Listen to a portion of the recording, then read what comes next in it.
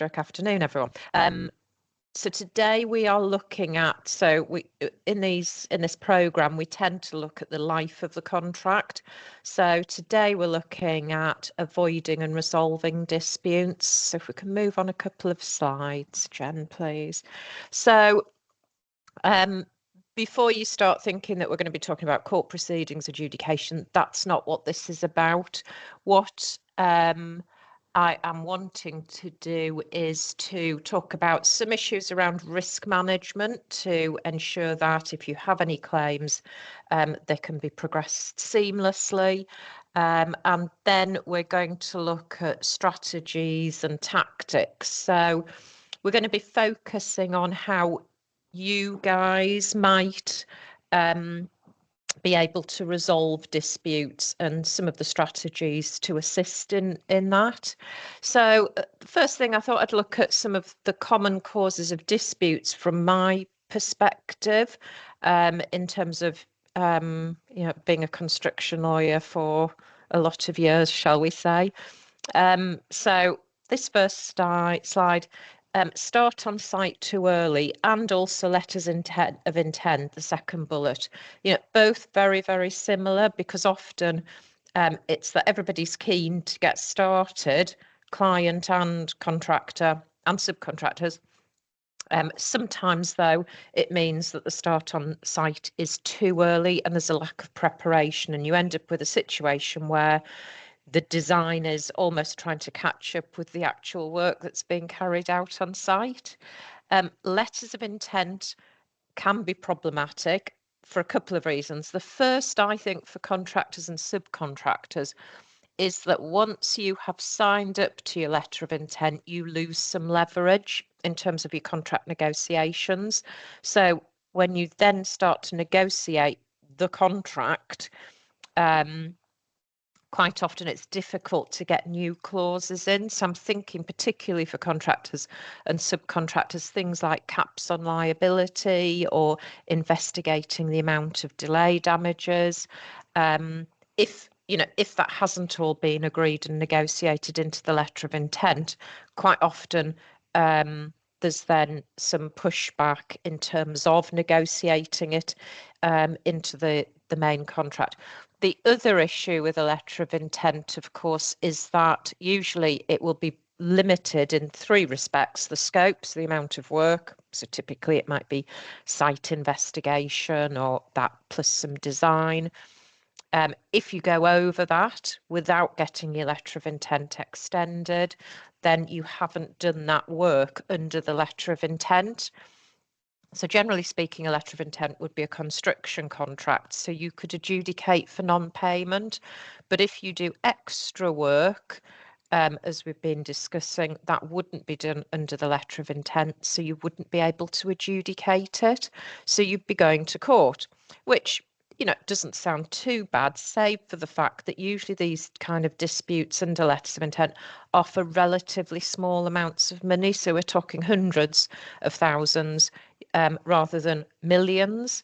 And going to court for a couple of £100,000 just really isn't worthwhile because it takes so long and costs so much. The other limitations on letters of intent are the time scale, so it might be limited to carrying out works in the next 2 months. Again, if you go beyond that, then that work isn't within the letter of intent unless you get the scope of the letter of intent extended. And then the final limitation will be in the spend.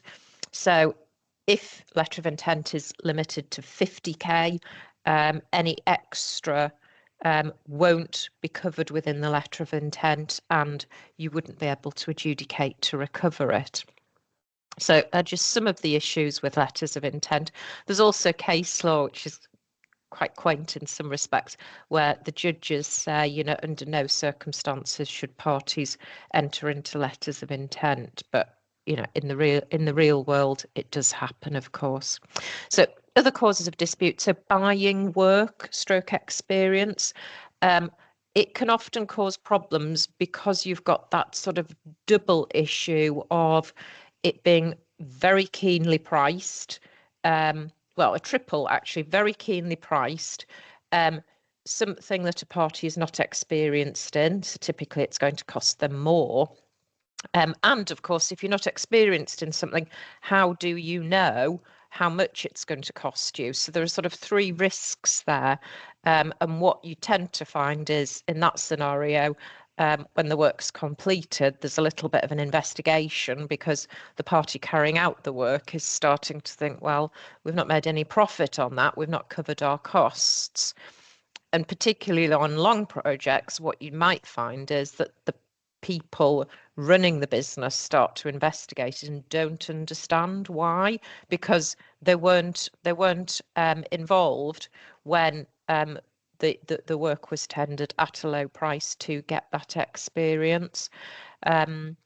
So some points to note there. Also, the lowest price on misunderstanding the scope of work or an unclear scope of work. I would say, particularly in NEC account claims, probably 85 to 90% relate to compensation events relating to changes to the scope. So, the scope is really, really important. Surprises. So, contractor or sometimes employer stroke client not understanding where the contract risks lie, particularly for those sort of neutral events.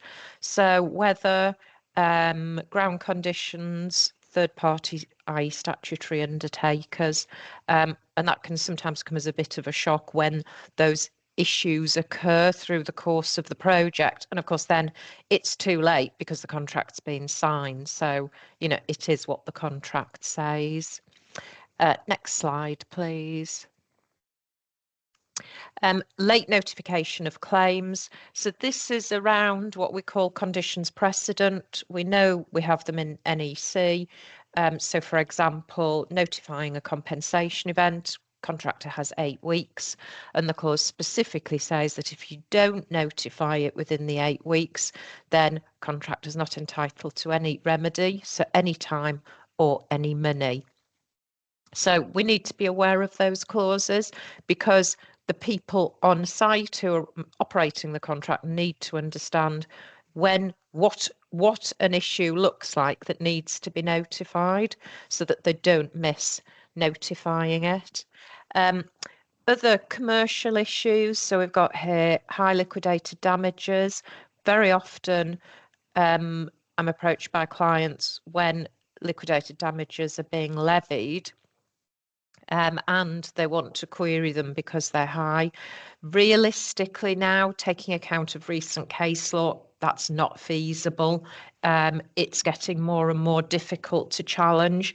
The sort of court thinking on kind of liquidated damages, but also the interpretation of contracts generally, is that the parties have read and understood the contract before they've signed it. So if you've signed a contract, you have agreed to the terms contained within it, even if realistically you haven't read it. So just be aware of that. And also another one that crops up from time to time is where contractor or subcontractor submits a tender with caveats or exclusions. Some businesses have a sort of standard set of exclusions, items that they will not be liable for and which will be a compensation event or variation in the event that they occur.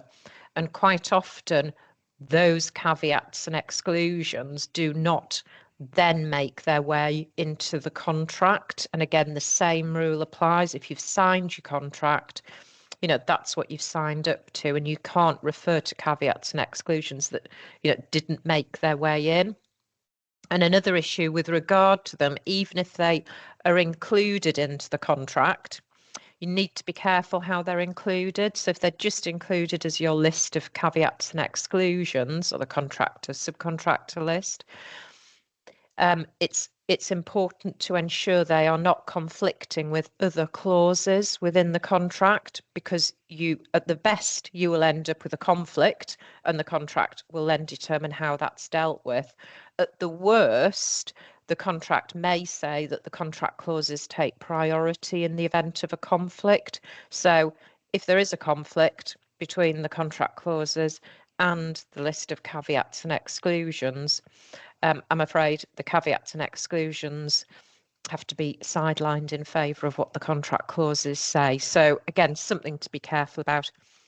And then, I mean, this last point is regarding defects. So, typical defects, piling issues, cladding defects, roofing, air conditioning. So typically, I mean, this might happen during the build or during the defects period, but very often what we're looking at is, a few years post completion, defects manifest themselves. So that would look like a client pursuing contractor, strict subcontractors for the cost of remedial works in that situation. And why I've said lack of collaboration is that very often it's sort of a mix of a number of errors. So it might be that, I mean, I had one matter where the architect's design was just very complicated and difficult to build, almost certainly going to be defect just because it was so difficult to build. But then the specialist subcontractor was sent the sort of basic design in the contract to finalise the design. And unfortunately, the contractor sent the wrong version of that design.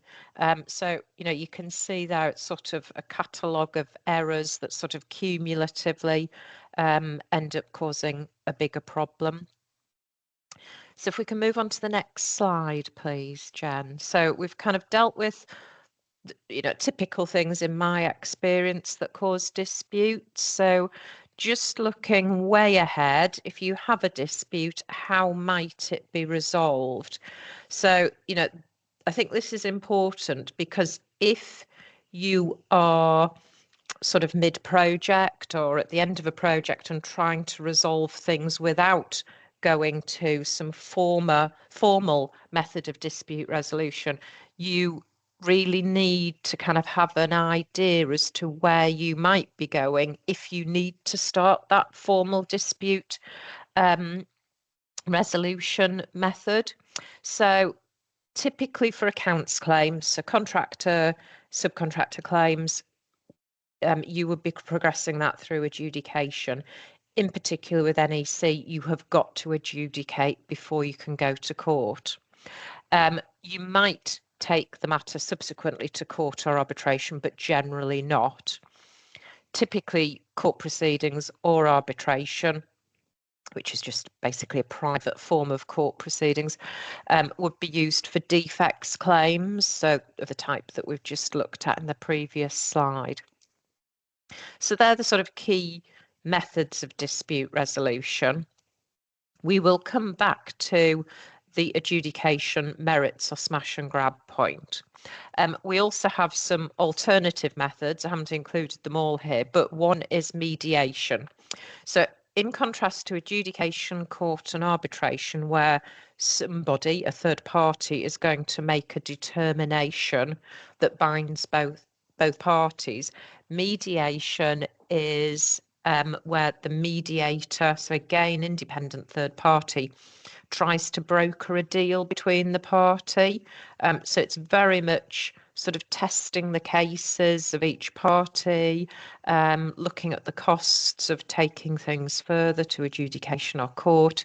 And you might think, well, I'm not quite sure. It sounds an odd way to resolve things and an unlikely way of reaching a resolution, but the statistics are pretty high, up in the 90% of matters that mediate either settling on the mediation day or very soon afterwards.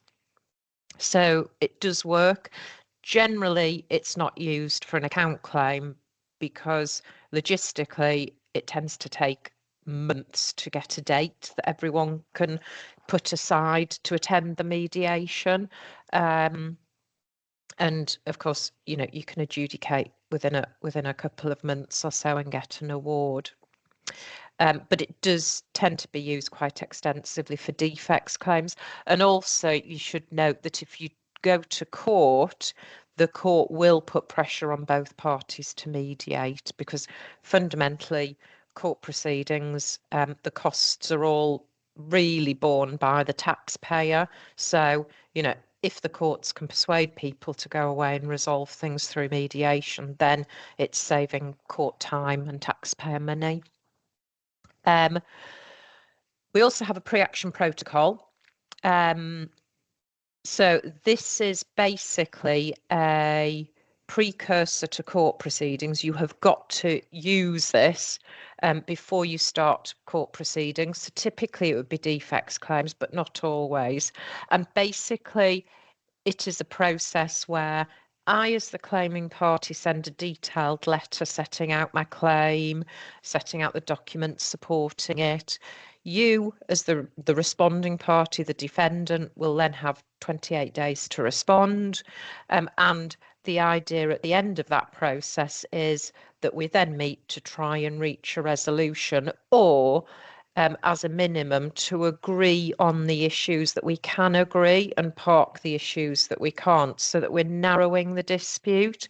So, for example, we might agree that compensation 11 is a valid compensation event. I'm entitled to be paid for it, but we don't agree that a valid amount is £500,000. So then we can proceed on that basis, and all we need to do is get the quantum determined in that scenario. So next bullet point down, you need, so this is sort of where we started with this slide, you need to understand where you might be going before you can decide on a strategy as to how you will get there. And I'm of the firm belief that you should always have in mind that this is where you might be going, adjudication or court, because I think the difficulty is that if you decide that that's not going to happen, you are putting yourself in the position where you've got to settle. And in some cases that might be true. If you've got a claim for, I don't know, £20,000, you are going to settle that or walk away.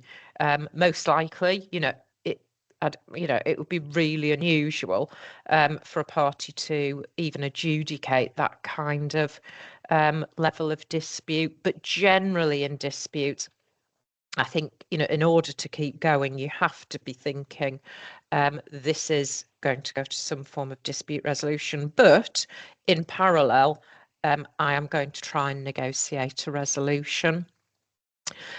Another point on strategy is this point about merits or smash and grab adjudication. So merits adjudication is basically just like going to court, but it's faster because you've got a 28-day process in adjudication. You've still got to prove your claim. You've got to provide documents to support your entitlement, to support the quantification, to support the time.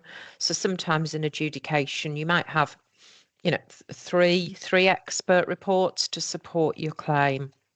So it's time consuming to prepare, and obviously it's costly to run. So smash and grab adjudication is less time consuming, it's easier to prepare, and it's quicker.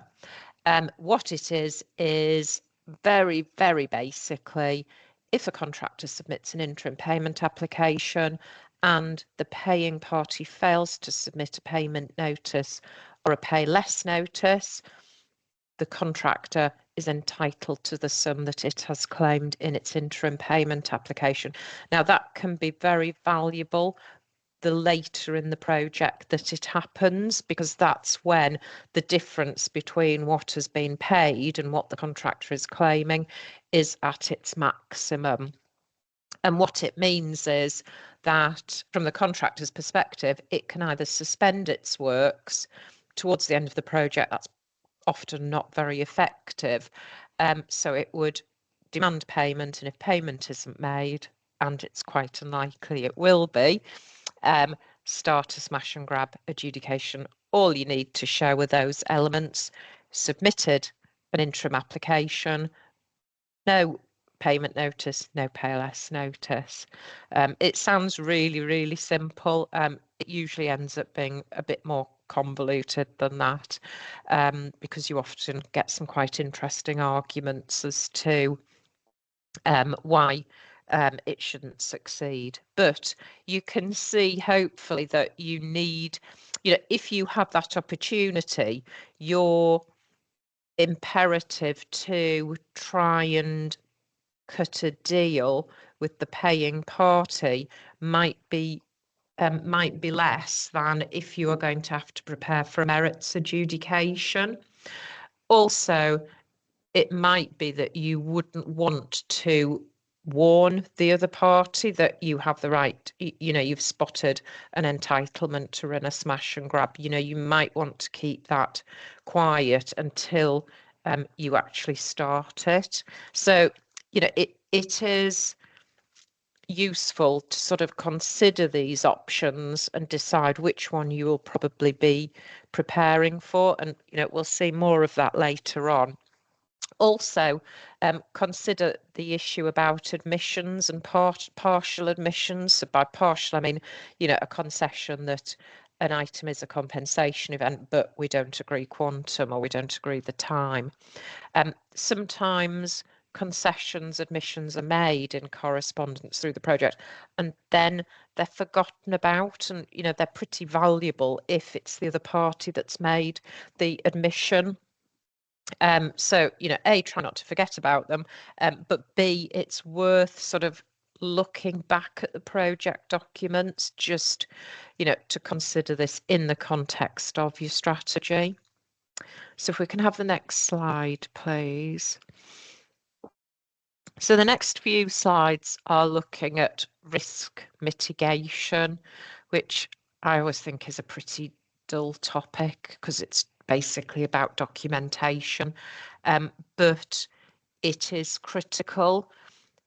So if, for example, in a project, you can see that there is some form of challenge in terms of, it looks like, a dispute is going to arise.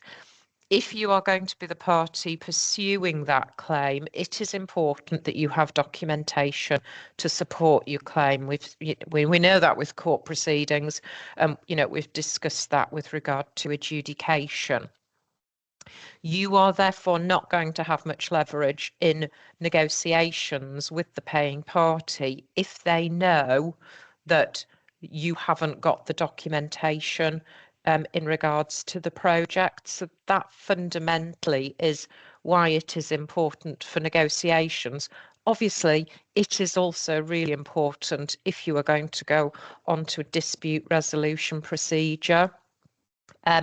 So in terms of the document, I mean, my view, well, I know some contractors and subcontractors do this. So it's a sort of contract review pro forma, I don't know, a couple of pages setting out the key points in the contract. And some of these bullets, or these bullets are some of those key points in my view. You may be able to think of others. Now, just very high level, I see a kind of pro forma of this nature being useful throughout the whole of the project. So when you tender, it can be completed. You may then be sent the contract to review, again, review it, check it, add to it, change it. There then may be contract negotiations, so ditto. It's helpful if different people are dealing with each of those stages. Then, of course, on-site carrying out the works. Hopefully, it would be useful to the people administering the contract from your side. And then at the end, if there are challenges, again, you've sort of got this crib sheet of the key contract clauses, which I think would probably give you a head start in terms of reviewing where you are, what your strategy is going to be to try and resolve things. So I'm not going to run through them. I think they're all pretty self-explanatory. the penultimate one on the left-hand side, conditions precedent, that's basically the, I mean, in NEC, it's the 8-week to notify a compensation event. There may be others included in Z clauses. And then the final one on the right-hand side, that's basically just check. It's really important to check the scope, check for ambiguities, check that it's achievable. In NEC, of course, check any issues where client's going to be providing any information, any resource, third parties are, other people on site on behalf of the client. So really important to review and understand. So if we can move on to the next slide, please, Jen. Okay, so, pretty basic, but is the contract agreed and executed? And, what is more, if you were working on a letter of intent, making sure that all of those limitations, those 3 limitations that we looked at, are extended as and when required and that you don't exceed, but also making sure somebody is responsible for getting the ultimate contract finalised, so negotiated and finalised. And of course, ensuring that the relevant people are familiar with the relevant clauses, which is where I think the pro forma would come into its own. Next slide, please. Yeah, so measures to protect yourself, and I think this applies to all parties, contractor, subcontractor, project manager. So, obviously diarise key dates, be careful of conditions precedent, be aware of procedures for compensation events, variations, EOTs, be aware of the technical risks. I mean, under NEC, you should be anyway, because there's the risk stroke early warning register. And, again, use that contract pro forma if you have one.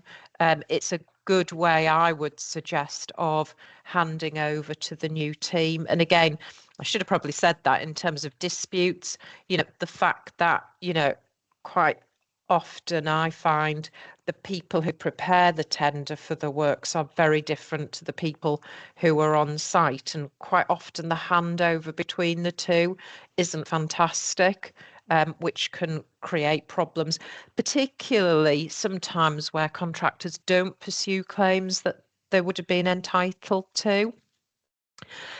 So next slide, please. Okay, so we're on to kind of the documentation. So this first bullet point is sort of around the priority of documents. So obviously our contract is, is the best document between the parties in our hierarchy. And then anything that is communicated between the parties and in a recorded form. So correspondence, that's letters, emails, texts are okay, but they're not great. I mean, 1 or 2 are okay, but not great if you're going into an adjudication or a court, or even trying to articulate a claim. Emails, letters are best. Your pro formas, programs, obviously critical for NEC, drawings, plans, all of these on the basis that they've got their governance, that they have a better provenance if they have been disclosed at the time to the other party. And that includes minutes of meeting. So the last one, internal notes, diary stroke, internal emails, probably the least relevant, the least important, because it's logical, really. All of the others have been communicated to the other party. So the other party effectively has the opportunity to say, that's not correct, that's not what we discussed, that's not what we agreed, that's not what I wanted. Anything internal, they haven't had that opportunity. So if we can move on to the next slide, please. Yeah, so this is just what we've covered already. And I mean, fundamentally, it's that middle bullet point. If you were relying on, well, we all went to a meeting 6 months ago, and I remember that X told me A, B, C, D, E, that's just not going to have very much weight in an adjudication or court proceedings. Because lots of things have happened since then. Memories are unreliable, so be careful. My view is that if you attend a meeting, there should always be a document after that meeting setting out what was discussed and what was agreed. Otherwise, in reality, I think the meeting has very little purpose, unless everybody goes away and carries out their actions. But in my experience, that's pretty rare because people forget, etc. And also be consistent, set up pro formas for completing claims for compensation events, variations, loss and expense, etc. It's basically helping people to make claims. If they have a pro forma, it guides them in as to what information is required. So if we can have the next slide, please. Yeah, so documentation, be objective and professional. I think that should go without saying. I would say always assume a third party. So, it's probably best if you kind of think a judge is going to read your documentation. And, if you kind of send things on that basis, you will be okay. I mean, I don't mind a little bit of emotion because sometimes I think, it's quite helpful to show a little bit of frustration, but, within the realms of being objective and professional. And also site diaries and internal documents, again, keep them professional, and, as impartial as you can, because at some point you might need to rely on them. And certainly, in court proceedings, there's an obligation to disclose all documents that are relevant, good or bad. So, if you've got, site diaries that you kind of think, oh, I don't really want to disclose that because, it doesn't really look good on us, you've still got to disclose it. It's not, that rule doesn't apply in adjudication. So next slide, please.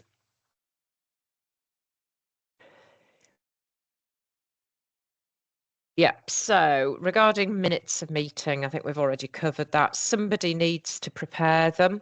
It's a really tedious task. And circulate them. So, on the basis that, if you prepare them, you've got to send them to the other parties to give them the chance to say, that's not quite what we agreed. But also, if you receive minutes of meeting, somebody in your organisation needs to check that you consider them correct. So years and years ago, we were on the receiving end for a client of an adjudication where the other side's claim was these minutes of meeting show that basically the project manager agreed that a certain sum was due to the contractor. And nobody had challenged those minutes. Now, fortunately, we were able to find other documentation that did contradict it from that period.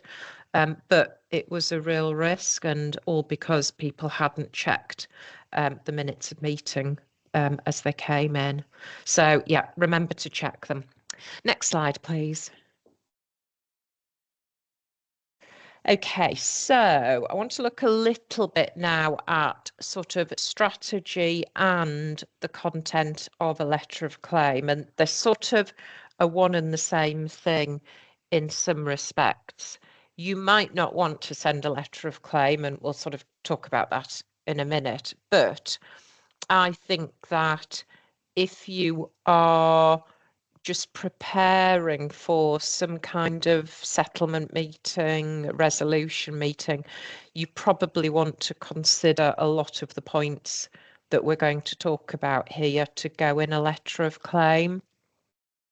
The reason that you might want to consider a letter of claim is that I think it is a good way to almost reset a situation. So you may have had several meetings between sort of non-director level people, site-based people or project-based people, and not made any progress.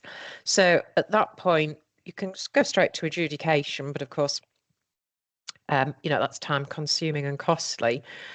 One alternative would be to prepare a fairly formal letter, and cut out the people who have so far been dealing with issues because resolution hasn't been reached between them, and sort of escalate it higher.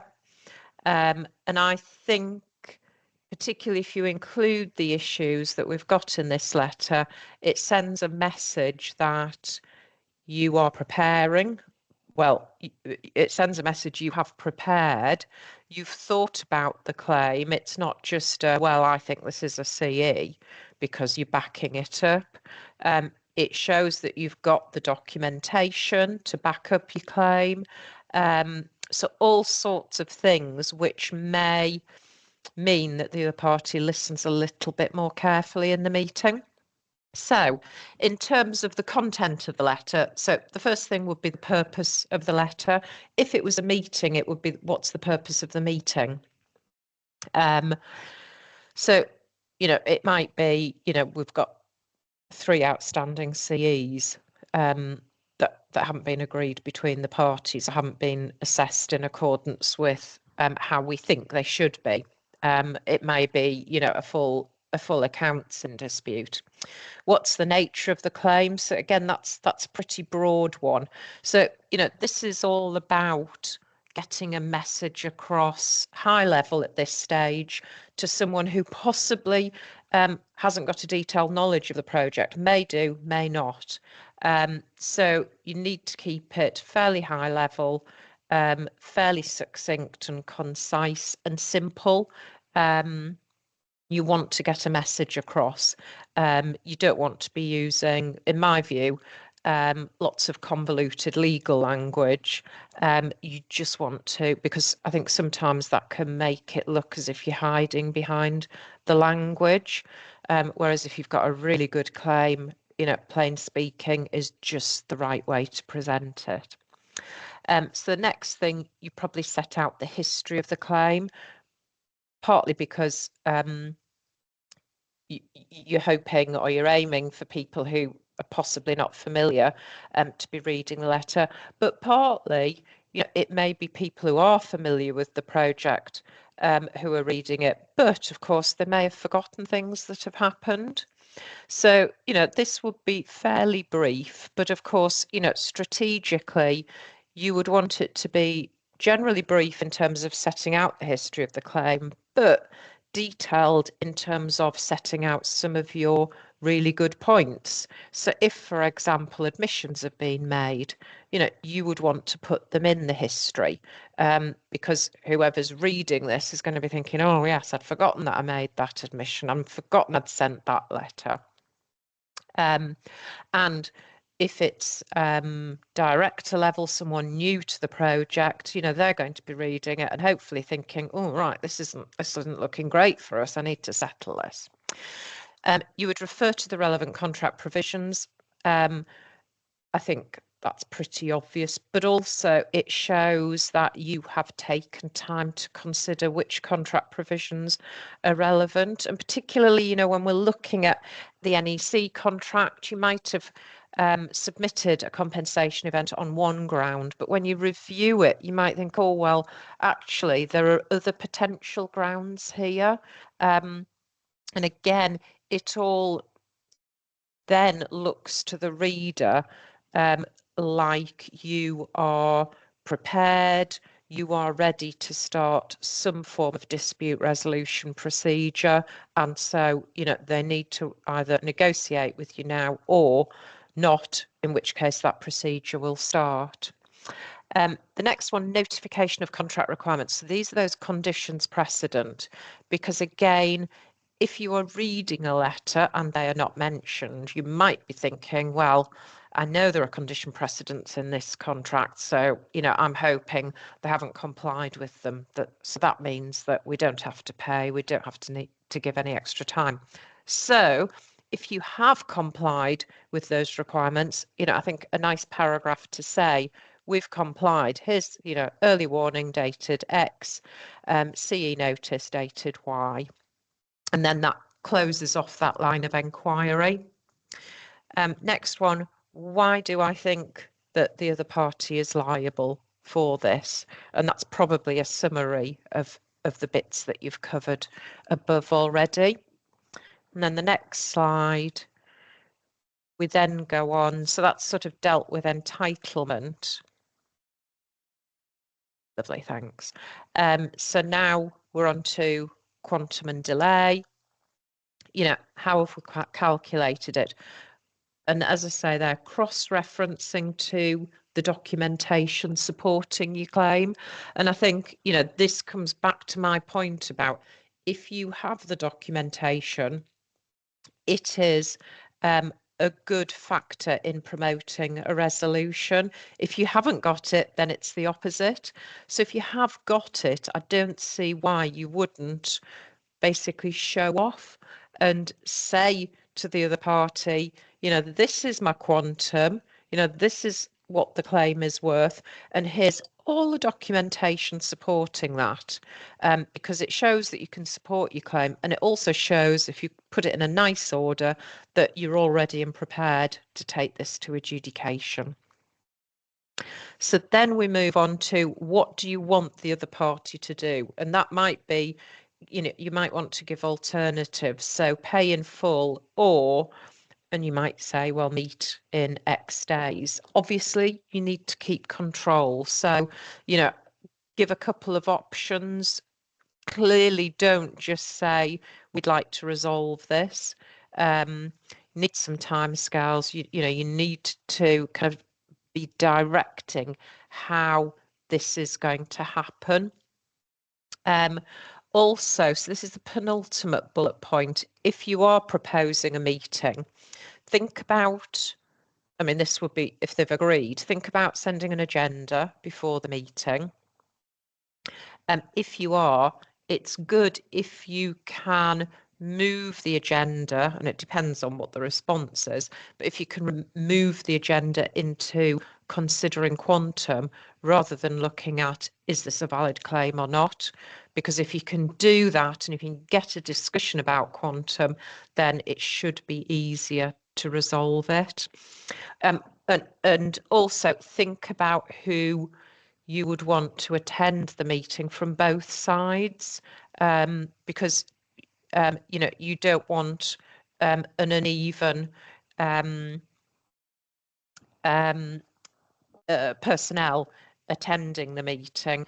And it may be that you do not want the people who've attended the meeting so far. You might want to sort of reset, so that you can sort of discuss openly with possibly someone at director level, and just try and get some candid discussions about, is this going to settle, or are we going to have to adjudicate?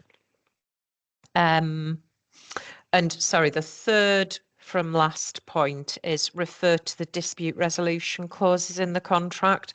And you might want to also say what you're going to do if they don't comply. Now, typically you wouldn't say we're going to run a smash and grab adjudication. You'd sort of keep that quiet and just start it. But you might say adjudicate, or you might keep it vaguer, because you might not actually want them to start preparing for an adjudication. But I think particularly if the dispute resolution clauses talk about having a settlement meeting and you want a settlement meeting, it's always helpful to refer to the clause for a couple of reasons.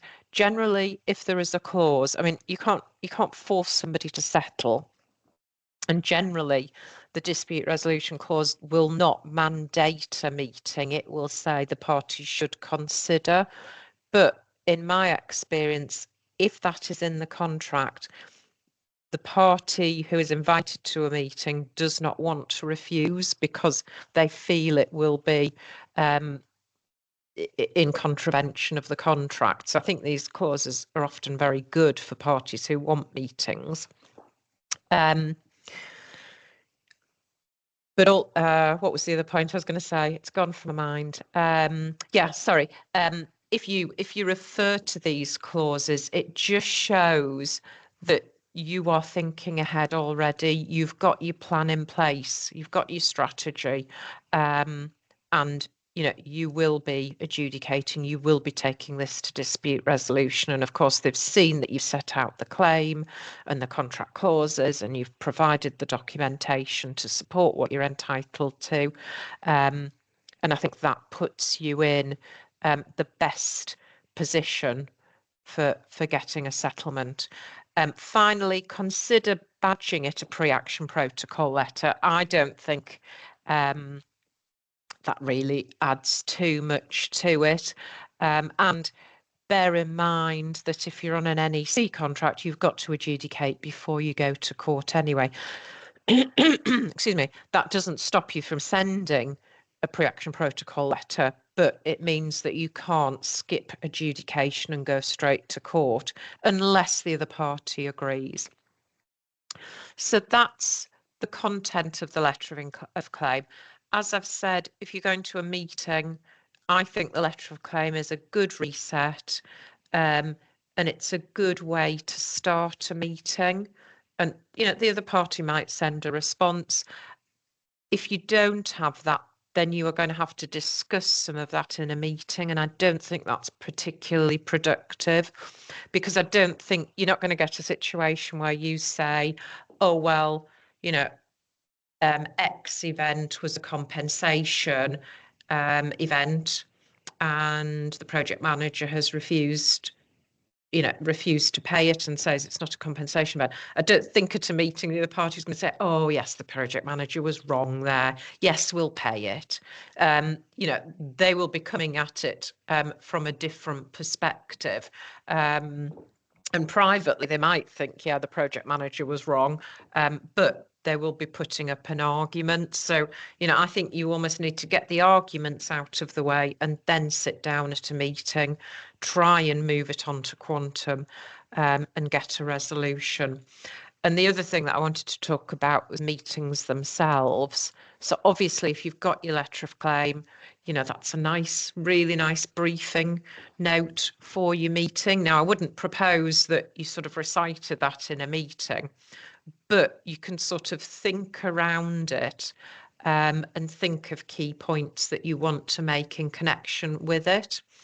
Also, a couple of other points. One, consider asking questions in meetings, generally questions that you would know the answer to, because very often we are inclined to say what our position is, let the other party do the same, and each party switches off when the other one is speaking.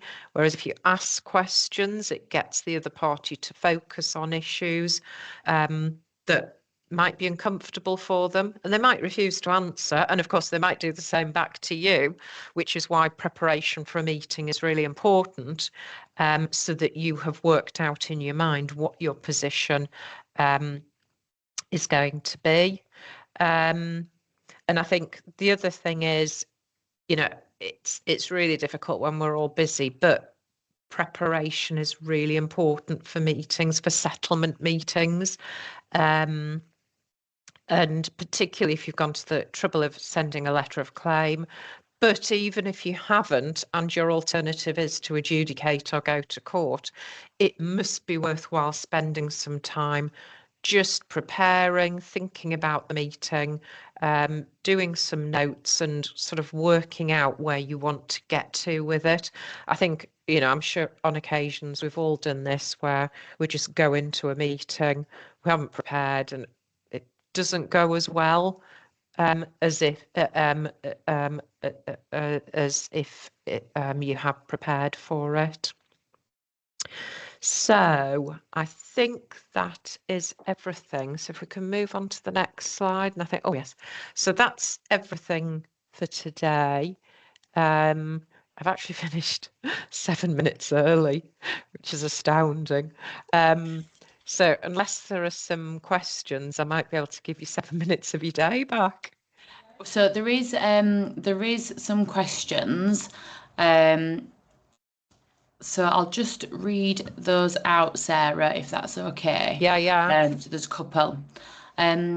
So on smash and grab adjudications from a defending party point of view, one, if a subsequent interim payment application cycle has occurred with a proper payment notice / pay less notice issued, does that prohibit the claimant from launching a smash and grab? No. Okay. And then the second one, can a smash and grab be overturned by a subsequent counter adjudication? Yes. Yeah, sorry, that was remiss of me, panicking all the paying parties in the audience. Yes, so once you've had a smash and grab, providing the paying party makes the payment, the paying party can then start one of those merits adjudications. But I think tactically, from a contractor's perspective, if you've succeeded on a smash and grab, it's then going to be the paying party, so the client, that could be a developer, public sector, and it's going to be up to them to adjudicate and prove how much money they're entitled to be paid back. And I think, that would be quite challenging for them, not least because it's not the kind of scenario they are used to. They're used to defending claims and saying, prove your claim, contractor. So I do think it gives you some tactical advantage. Not least, I mean, you might be awarded it, and even the contractor might think, well, I've done a bit too well there, in which case it might give scope to negotiate. But the key thing at that point is, from a contractor's perspective, the contractor has the money and, is arguably going to pay some of that back to the paying party, whereas generally contractors and subcontractors are used to being in that position where they're fighting for the money, not literally, but they're having to pursue the claim to be paid extra money. Excellent, thank you. I'm assuming that answers the question for everybody, but if anybody wants any further clarity, then please feel free to email me. There has been another question, Sarah, come in, just to ask, how long can the client go on renewing the letter of intent? Well, I mean, I had quite a big project, and I would say I got involved right at the end, and all of the works had been done under a letter of intent that was just extended and extended and extended, which, contractors and subcontractors in the room, that's absolutely fine if you have got all your exclusions of liability, your caps of liability, all those really important things in the letter of intent. It's not so great if you've finished your work. You've done it on a letter of intent and there's no cap on your liability. Those caveats and exclusions in your tender wasn't included in the letter of intent. So yeah, in theory, it can just keep on being extended, and it has happened. Right, thank you. So that's it for questions that have come in on the Q&A. So if anybody does have anything, if you want to pop me an email over, Sarah is more than happy to answer those via email as well. And really just a big thank you, Sarah, so for all the webinars that you've done this year and the couple of seminars after your leg injury, bless you. Really informative and really helpful. As I said at the very beginning of this session, guys, if anybody does have any suggestions for future topics, please email me those over. And if you want to keep an eye on our events page, which I'll send a link for when I send the slides out and the link to the recording, then the new programme of events will go live over the summer to commence in September. So thanks all for your time today, and thanks again, Sarah. Thanks, Jan. Thanks.